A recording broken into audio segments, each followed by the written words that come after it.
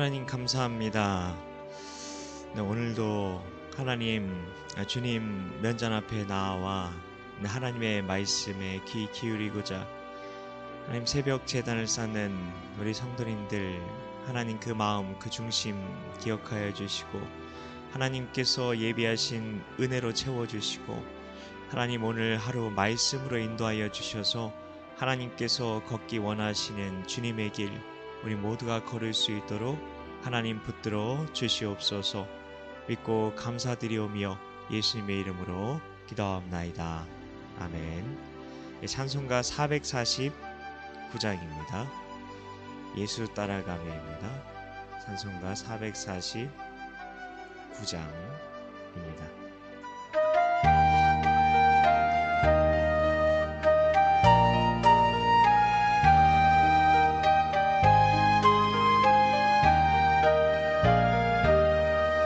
예수 따라가며 복음 순종하면 우리 행할 길 원하겠네. 주를 의지하며 순종하는 자를 주가 늘 함께 하시리라. 의지하고 순종하는 길은 예수 안에 즐겁고 복된 길이로다. 해를 당하거나 우리 고생할 때 주가 위로해 주시겠네. 주를 의지하며 순종하는 자를 주가 안위해 주시리라. 의지하고 순종하는 길은 예수 안에 즐겁고 복된 길이로다. 담에 짐을 지고 슬픔 위로하면 주가 상급을 주시겠네. 주를 의지하며 순종하는 자를 항상 복 내려 주시리라. 의지하고 순종하는 길은 내 즐겁고 복된 길이로다. 우리 받은 것을 주께 다 드리면 우리 기쁨이 넘치겠네. 의지하며 순종하는 자를 은혜 풍성케 하시리라. 의지하고 순종하는 길은 예수 안에 즐겁고 복된 길이로다. 주를 힘입어서 말씀 잘 배우고 모시고 살아가세. 주를 의지하며 항상 순종하면 주가 사랑해 주시리라. 의지하고 순종하는 길은 예수 안에 즐겁고 복된 길이로다. 아멘. 네, 하나님께서 주시는 말씀은 열왕기상 13장 1절부터 10절까지의 말씀입니다. 열왕기상 13장 1절부터 10절까지의 말씀, 제가 가진 성경으로 구약성경 536쪽이 되겠습니다. 열왕기상 13장 1절부터 10절까지의 말씀 한 목소리로 봉독하겠습니다. 보라, 그때에 하나님의 사람이 여호와의 말씀으로 말미암아 유다에서부터 베델에 이르니 마침 여로보암이 제단 곁에 서서 분향하는지라. 하나님의 사람이 제단을 향하여 여호와의 말씀으로 외쳐 이르되, 제단아 제단아, 여호와께서 이와 같이 말씀하시기를 다윗의 집에 요시아라 이름하는 아들을 낳으리니 그가 내 위에 분향하는 산당 제사장을 내 위에서 제물로 바칠 것이요 또 사람의 뼈를 내 위에서 사르리라 하셨느니라 하고, 그날에 그가 징조를 들어 이르되, 이는 여호와께서 말씀하신 징조라. 제단이 갈라지며 그 위에 있는 재가 쏟아지리라 하매, 여로보암 왕이 하나님의 사람이 베델에 있는 제단을 향하여 아람을 들을 때에 제단에서 손을 펴며 그를 잡으라.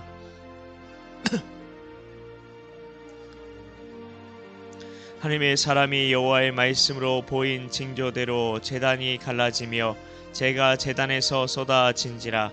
왕이 하나님의 사람에게 말하여 이르되, 청하건대 너는 나를 위하여 내 하나님 여호와께 은혜를 구하여 내 손이 다시 성하게 기도하라. 하나님의 사람이 여호와께 은혜를 구하니 왕의 손이 다시 성하여 전과 같이 되니라. 왕이 하나님의 사람에게 이르되, 나와 함께 집에 가서 쉬라. 내가 내게 예물을 주리라. 하나님의 사람이 왕께 대답하되, 왕께서 왕의 집 절반을 내게 준다 할지라도 나는 왕과 함께 들어가지도 아니하고 이곳에서는 떡도 먹지 아니하고 물도 마시지 아니하리니, 이는 곧 여호와의 말씀이 내게 명령하여 이르시기를, 떡도 먹지 말며 물도 마시지 말고 왔던 길로 되돌아가지도 말라 하셨음이니이다 하고, 이에 다른 길로 가고 자기가 베델에 오던 길로 되돌아가지도 아니하니라. 아멘. 오늘도 새벽 예배의 자리에 나오신 성도님들에게 하나님의 은혜가 가득하시길 축복합니다. 열왕기상 13장은 보라 그때에 라는 말로 시작이 됩니다. 그때가 어느 때입니까?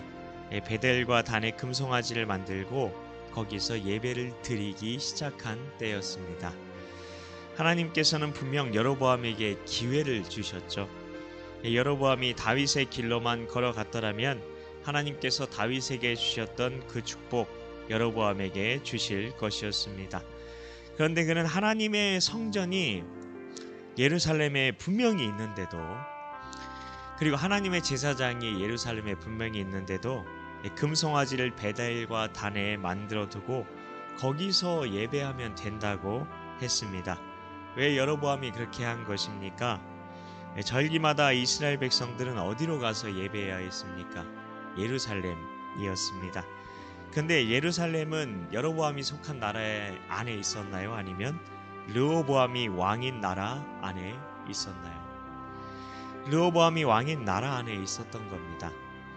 여로보암은 예루살렘으로 예배를 드리러 왔다 갔다 하다가 백성들의 민심을 잃어버릴까 염려했던 것입니다. 불안해했던 거죠. 그런데 하나님께서 여로보암에게 주신 약속, 그 약속은 여로보암이 어떻게 할 때에 그 나라가 견고해진다고 말하고 있습니까? 민심을 잃지 않으면인가요? 아니죠. 열왕기상 11장 38절 제가 말씀을 읽어드리겠습니다. 내가 만일 내가 명령한 모든 일에 순종하고 내 길로 행하며 내 눈에 합당한 일을 하며 내 종 다윗이 행함같이 내 율례와 명령을 지키면입니다. 이게 유일한 조건이었습니다. 하나님의 율례와 명령을 다윗같이 지키면 된다는 겁니다. 그러면 여로보암은 무엇에 관심이 있으면 되는 걸까요? 민심을 잃을까? 그 민심에 관심을 두는 것이었을까요? 아니면 하나님의 말씀에 관심을 두어야 했던 것일까요? 그렇습니다. 하나님의 말씀에 관심을 두어야 하는 거죠. 그렇기 때문에 신앙생활에서 우리가 초점을 잃어버리지 않는 게 아주 중요하다는 겁니다. 우리는 문제를 해결받고 싶어 합니다. 우리 앞에 많은 문제들이 실제로 있죠. 학생들은 진학의 문제 때문에 염려합니다. 걱정합니다. 그리고 대학을 졸업한 청년들은 취업의 문제 때문에 염려합니다. 취업을 한 직장인들은 또 결혼의 문제 때문에 염려합니다. 결혼해서 자녀를 낳으면 똑같이 자기 자녀의 진학 때문에 염려하고, 자녀의 취업 때문에 염려하고, 자녀의 결혼 때문에 걱정하다가 결국 인생은 똑같은 사이클을 돌다가 걱정만 하다가 불안만 하다가 끝나는 거죠. 그게 인생입니다. 이 문제들 때문에 울고 웃습니다. 문제들 때문에 기도하고, 문제 때문에 하면서 문제 해결에 집중하면서 문제 해결에만 초점을 맞추면서 인생을 살아가고, 신앙생활도 그렇게 하는 것이죠. 어쩌면 여로보암이 했던 고민은 세상 나라 왕이면 누구나 했던 고민일 겁니다. 역사책에 보면 다 민심을 잃지 않으려고 어떻게든 정통성이 없는 왕은 정통성을 얻어보려고 하기도 하고, 그게 안 되면 힘으로 짓밟고 그 위에 군림하려고 했죠. 당연한 거였습니다. 그래서 어쩌면 르호보암도 그 민심을 잡기 위해서 세상 왕들이 했던 방법 중에 하나는 힘을, 아주 강력한 그런 독재 정치를 택했던 것뿐일 수도 있습니다. 그래서 여로보암이 민심을 잃지 않기 위해 이 금송아지를 만들게 한 거죠. 근데 세상 사람들이 볼 때는, 세상 왕이 볼 때는 잘한 거다 그렇게 생각할 수도 있는 거죠. 근데 여로보암은 잘못된 선택을 한 거죠. 신앙의 관점에서는요. 하나님께서 가장 싫어하시는 죄가 무엇입니까? 우상 숭배죠. 그런데 그는 우상을 만듭니다. 민심 하나 잃지 않으려고 우상 숭배를 선택한 겁니다. 그가 금송아지를 만든 건 우상을 만들려는 의도가 아니라고 아마 여로보암은 우리 앞에서 그렇게 항변할 수도 있습니다. 왜냐하면 잘 보세요. 여로보암이 진짜 그런 다른 어떤 우상을 섬기기 위해서 이걸 만든 건지 잘 한번 읽어보십시오. 그게 아닙니다. 열왕기상 12장 28절을 보십시오. 거기 보면 이스라엘아, 이는 너희를 애굽 땅에서 인도하여 올린 너희의 신들이라 하고 라고 말합니다. 이 금송아지들이 하나님이라는 겁니다. 여로보암은 자신이 하나님을 버린 게 아니고 그냥 그 예루살렘으로 가지 않게 하려고, 민심만 잃지 않으려고 그냥 그렇게 한 것뿐이다 라고 말할지 모릅니다. 근데 그의 이러한 선택은 잘못된 것이었습니다. 왜냐하면 하나님의 말씀에 나오지 않은 선택이기 때문입니다. 하나님께서는 여로보암에게 무엇이라고 말씀하셨나요? 율례와 명령을 지키면이라고 말씀하셨습니다. 성경에 써져 있는 대로 하라는 겁니다. 성경 어디에 하나님은 형상으로 만들어도 된다고 나옵니까? 십계명에 분명하게 어떤 형상도 만들지 말라고 되어 있죠. 심지어 제사장도 어떤 사람을 제사장으로 삼았습니까? 열왕기상 12장 31절을 또 보시면 이렇게 되어 있어요. 레위 자손 아닌 보통 백성으로 제사장을 삼았다고 합니다. 하나님을 섬긴 제사장을 두기는 한 겁니다. 근데 백성 중에서 선택한 거죠. 근데 이건 말씀의 방법이 아니죠. 그리고 12장 33절에 보면 자기 마음대로 정한 달을 절기로 정했다고 하고 있습니다. 이 모든 말씀을 한마디로 하면 뭘까요? 성경대로가 아니라 자기 생각대로, 자기 마음대로입니다. 여로보암이 진짜 관심을 가져야 됐던 건 문제 해결이 아니라 하나님의 말씀이라는 겁니다. 우리는 내가 복음도 다 알고 신앙생활도 내가 몇 년을 했는데 그렇게 생각할 수도 있습니다. 심지어 직분을 내세울 수도 있어요. 내가 목사인데, 내가 장로인데, 내가 안수집사인데, 내가 권사인데, 그렇게 우리가 말할 수도 있습니다. 근데 성경에서 무엇이라고 말하는지 얼마나 관심을 기울이고 있는가, 내 신앙을 돌아보아야 한다는 겁니다. 아담과 하와가 왜 선악과 따먹었습니까? 왜요? 하나님과 같이 되고 싶은 욕심 때문에, 하나님에 대한 불신 때문에, 교만 때문에 등등 여러 가지 이유를 댈 수 있겠죠. 근데 그게 아닙니다.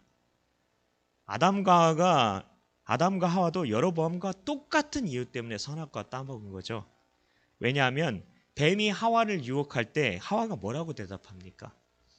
창세기 3장 3절인데 외우기도 쉬워요. 3장에 나오는 3절. 동산 중앙에 있는 나무의 열매는 하나님의 말씀에, 지금 하나님 말씀 가지고 얘기를 하겠다는 거예요. 지금 하와가. 근데 뭐라고 얘기합니까? 너희는 먹지도 말고 만지지도 말라. 너희가 죽을까 하노라 하셨느니라. 하나님 이렇게 말씀하셨대요. 그럼 하나님 뭐라고 말씀하셨는지, 진짜 말씀하셨는지 한번 찾아보겠습니다. 창세기 2장 17절 말씀에 보면 이렇게 되어 있어요. 선악을 알게 하는 나무의 열매는 먹지 말라. 내가 먹는 날은 반드시 죽으리라 하시니라. 하나님은 분명히 먹으면 반드시 죽는다고 말씀하셨어요. 근데 하와는 뭐라고 대답합니까? 먹지도 말고 만지지도 말라. 만지지도 말라는 말은 하지도 않으셨어요. 예. 그리고 너희가 죽을까 하노라. 그렇게 얘기하고 있죠. 하나님은 반드시 죽는다고 했는데, 죽을까 하노라 하셨대요.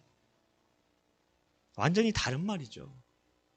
하나님의 말씀을 정확하게 모르면 이렇게 된다는 겁니다. 그래서 말씀 하나를 알아도 정확하게 알아야 한다는 겁니다. 오죽하면 이런 우리를 너무나 잘 아시는 예수님께서 이런 말씀을 남겨두셨겠습니까? 마태복음 5장 18절에는 이렇게 돼 있죠. 진실로 너희에게 이르노니. 예수님께서 진실로라는 말을 쓰는 거는 이거는 반드시 너희가 알아야 된다는 말씀이죠. 근데 거기서 뭐라고 얘기합니까? 천지가 없어지기 전에 율법의 1.1획도 없어지지 아니하고 다 이루리라 말씀하셨습니다. 성경을 하나하나 꼼꼼히 보고 배우라는 겁니다. 이런 의미에서 나는 성경을 알아가고 있습니까? 정말 한 구절 한 구절의 말씀을 성경이 말하는 있는 그대로 읽고, 있는 그대로 암송하고, 있는 그대로 배워가고 있습니까? 이게 우리 인생에서 진짜 해야 하는 일이라는 겁니다. 더 이상 문제 해결이 아니라, 근데 실은 문제도 누가 결제 도장 찍어주셔야 해결되는 겁니까? 하나님이 결제 도장 찍어줘야 되는 거죠. 그래야 문제가 해결되는 거죠. 우리가 진짜 관심을 두어야 하는 건 그래서 성경 말씀을 분명하게 알아가는 겁니다. 성경이 무엇이라고 말하는지 정확하게 알고 내 기억 속에 새겨 넣어야 하는 겁니다. 매일 해야 돼요. 안 그러면 너무나 쉽게 하나님의 말씀을 내가 안다고 생각하고 그 말씀을 내 마음대로 해석할 수 있는 그런 죄성이 우리 안에 있으니까요. 그래서 하나님께서 보내신 선지자에게 하신 명령이 무엇이었습니까? 이걸 알아야 이 말씀 이해가 돼서 좀 서두가 설명이 길었는데요.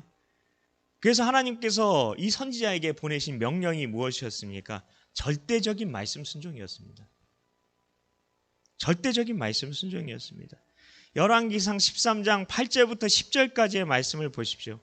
하나님의 사람이 왕께 대답하되 왕께서 왕의 집 절반을 내게 준다 할지라도 나는 왕과 함께 들어가지도 아니하고 이곳에서는 떡도 먹지 아니하고 물도 마시지 아니하리니 이는 곧 여호와의 말씀이 내게 명령하여 이르시기를 떡도 먹지 말며 물도 마시지 말고 왔던 길로 되돌아가지 말라 하셨음이니이다 하고 이에 다른 길로 가고 자기가 베델에 오던 길로 되돌아가지도 아니하니라. 이제 우리는 이 하나님의 선지자에 대한 말씀을 새벽에 듣게 되실 겁니다. 원래 주일까지 이어지는데 내일까지만 제가 말씀을 전할 텐데요. 근데 그 말씀 들으실 때 이거 하나만 신경 써서 한번 살펴보십시오. 이 하나님의 선지자가 끝까지 하나님께서 말씀하신 그대로 행하는가, 그것만 지켜보시면 됩니다. 성도 여러분, 하나님의 선지자의 이 말씀을 통해 우리는 하나님의 말씀을 있는 그대로 알고 배우고 내 기억 속에 새겨 넣는 게 인생에서 가장 중요한 일임을 보게 됩니다. 우리 인생에 그 어떤 문제가 있다 할지라도 하나님의 말씀을 있는 그대로 우리가 알아가고 그 말씀 그대로 믿고 순종하면 문제는 하나님께서 다 알아서 해결해 주신다는 것을 우리가 분명히 알아야 한다는 겁니다. 말씀을 있는 그대로 내가 알고 있다고 생각하는 그 말씀도 한 번 더 확인하는 거죠. 성경에 정말 그렇게 돼 있는지. 베레아 사람들이 그랬던 것처럼 우리도 그렇게 성경 말씀을 있는 그대로, 말씀이 무엇이라고 말하는지 그 말씀에 내 자신을 붙들어 매는 겁니다. 그리고 말씀 그대로 우리가 그 말씀대로 순종하며 걸어가는 겁니다. 그게 바로 말씀을 지키는 겁니다. 다른 게 아니라 그럴 때에 하나님의 은혜 가운데에 하나님의 축복 가운데 살아가게 되실 줄 믿습니다. 우리 주님 가르쳐 주신 주기도문으로 예배를 마치도록 하겠습니다. 하늘에 계신 우리 아버지, 아버지의 이름을 거룩하게 하시며 아버지의 나라가 오게 하시며 아버지의 뜻이 하늘에서와 같이 땅에서도 이루어지게 하소서.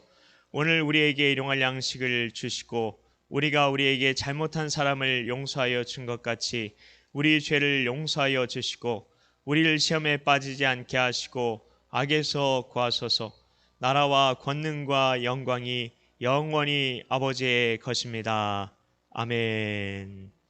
각자 가지고 나온 기도 제목 가지고 기도하시다가 돌아가시겠습니다.